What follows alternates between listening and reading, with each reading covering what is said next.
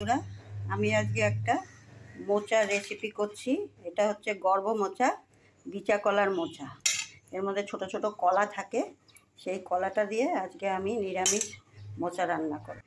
মোচাটাকে আমি সিদ্ধ করে নিয়েছিলাম একটু নুন হলুদ দিয়ে।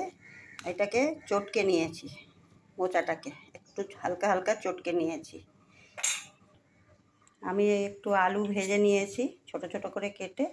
আর এটা হচ্ছে মটর ডাল ভিজিয়ে রেখেছিলাম, তাকে ছোট ছোট করে বড়া করেছি।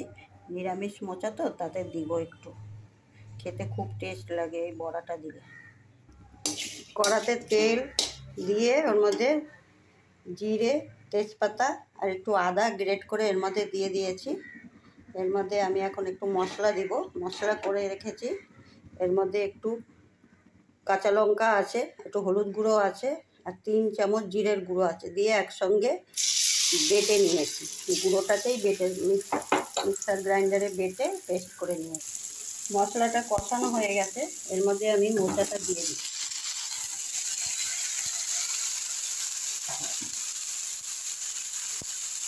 এর মধ্যে আলু আর বড়াটাও দিয়ে দিচ্ছি।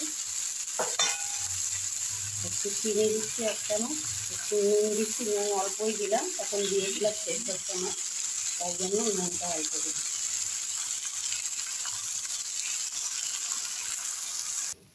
দেখুন আমার মোচাটা সব মিশিয়ে কষানো হয়ে গেছে, সব জল টল সব শুকিয়ে গেছে, ভাজা ভাজাও হয়ে গেছে মোচাটা। এর মধ্যে এখন একটু ঘি দিলাম 1 চামচ, আর একটু গরম মশলা দিলাম, দিয়ে এটাকে মিশিয়ে এখন আমি নামিয়ে দেব।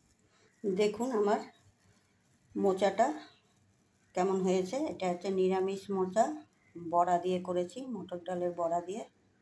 এমনি করে বানিয়ে খাবেন নিরামিষ মোচা, খুব টেস্ট হয় খেতে।